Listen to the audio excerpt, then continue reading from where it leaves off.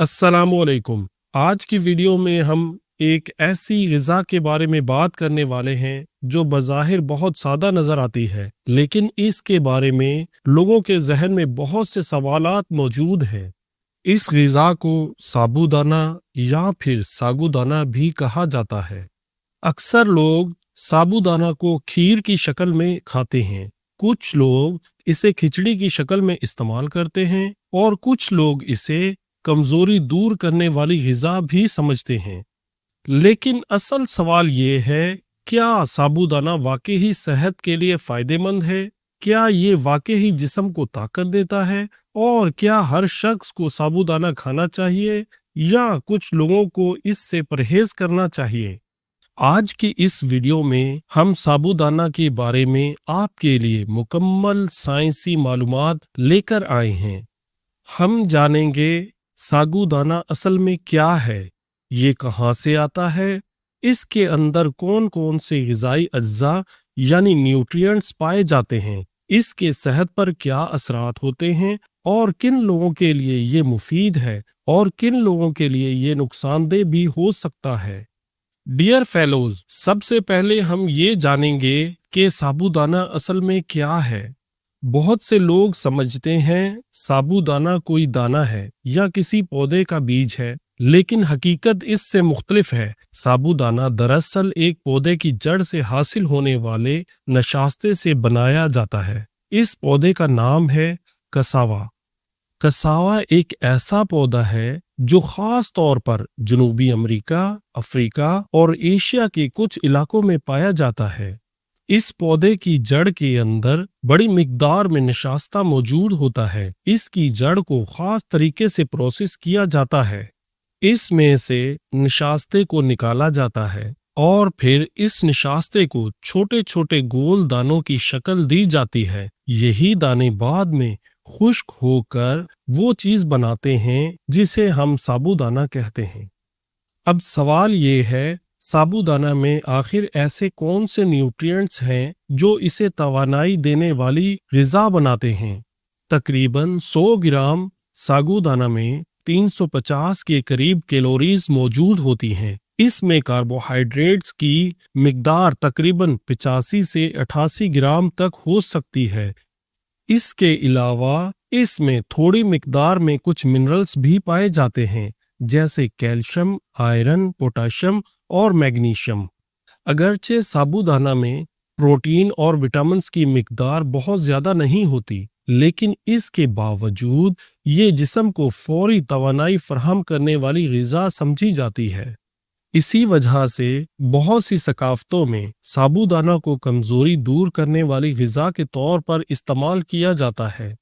अब हम बात करते हैं साबूदाना के सेहत के फ़वाइद के बारे में। साबूदाना का सबसे बड़ा फ़ायदा ये है, ये जिस्म को फौरी तवानाई फराहम करता है। चूँकि इसमें कार्बोहाइड्रेट की मिकदार बहुत ज़्यादा होती है, इसलिए जब हम इसे खाते हैं तो हमारा जिस्म इसे जल्दी हजम कर लेता है और इससे हासिल होने वाली तवानाई फौरी तौर पर जिस्म को मिल जाती है। इसी वजह से बाज़ औक़ात बीमार अफराद को भी साबूदाना दिया जाता है, क्योंकि बीमारी के बाद जिस्म को तवानाई की ज़रूरत होती है। दूसरा अहम फ़ायदा ये है, साबूदाना हाजमे के लिए निस्बतन हल्की ग़िज़ा समझी जाती है। अगर किसी शख्स को मैदे की कमज़ोरी हो, बदहज़मी का मसला हो या बीमारी के बाद जिस्म कमज़ोर हो गया हो, तो ऐसी सूरत में नरम और हल्की ग़िज़ा दी जाती है। साबूदाना इन्हीं ग़िज़ाओं में शुमार किया जाता है। इसके अलावा साबूदाना उन लोगों के लिए भी मुफीद होता है जो वज़न बढ़ाना चाहते हैं। चूँकि इसमें कैलोरीज की मिकदार ज़्यादा होती है, इसलिए ये वज़न बढ़ाने में मददगार साबित होता है।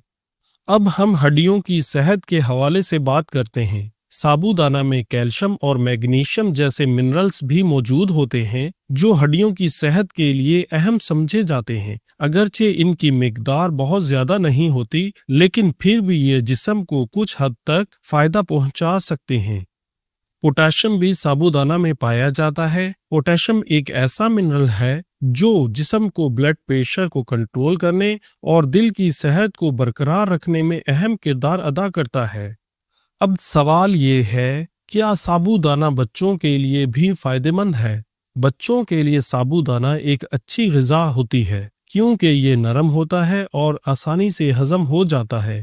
اگر کسی بچے کو بیماری کے بعد کمزوری ہو یا وہ ٹھیک طریقے سے کھانا نہ کھا رہا ہو تو سابودانہ کی کھیر یا سوپ کی شکل میں دیا جاتا ہے۔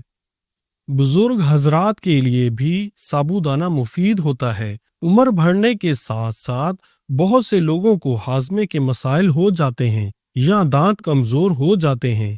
ایسی صورت میں نرم اور آسانی سے ہضم ہونے والی غذائیں زیادہ بہتر ہوتی ہیں اور سابودانہ انہی غذاؤں میں شامل ہوتا ہے۔ ڈیئر فیلوز، یہاں ایک اہم بات سمجھنا بہت ضروری ہے۔ ہر غذا کی طرح سابودانہ کے بھی کچھ فوائد ہیں اور کچھ احتیاطیں بھی ہیں۔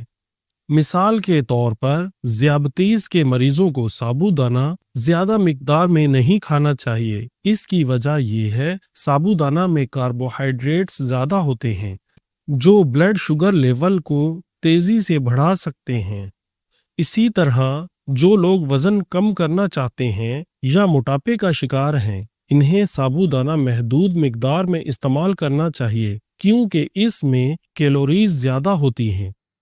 ایک اور اہم بات، سابودانہ میں پروٹین کی مقدار بہت کم ہوتی ہے، اسی لیے اگر کوئی شخص صرف سابودانہ پر ہی انحصار کرے تو اسے مکمل غذائیت نہیں ملے گی۔ اسی وجہ سے غذائیت کے ماہرین مشورہ دیتے ہیں کہ سابودانہ کو ہمیشہ متوازن غذا کے ساتھ استعمال کرنا چاہیے۔ مثلاً اگر آپ سابودانہ کو دودھ کے ساتھ کھائیں، اس میں بادام یا اخروٹ شامل کریں یا اسے سبزیوں کے ساتھ پکائیں تو اس کی غذائیت مزید بہتر ہو جاتی ہے۔ اور اب آخر میں، سابودانہ ایک سادہ لیکن توانائی سے بھرپور غذا ہے۔ اگر اسے مناسب مقدار میں اور متوازن غذا کے ساتھ استعمال کیا جائے تو یہ جسم کو توانائی فراہم کرتا ہے اور کمزوری دور کرنے میں مدد دیتا ہے۔ لیکن ڈائبٹیز کے مریض اور ویٹ لاس کرنے والے افراد اسے احتیاط کے ساتھ استعمال کریں کیونکہ آپ کی صحت ہماری ترجیح ہے۔ اگر آپ کو ہماری یہ ویڈیو معلوماتی لگی ہو تو لائک کریں، شیئر کریں اور ہمارے چینل کو سبسکرائب کریں۔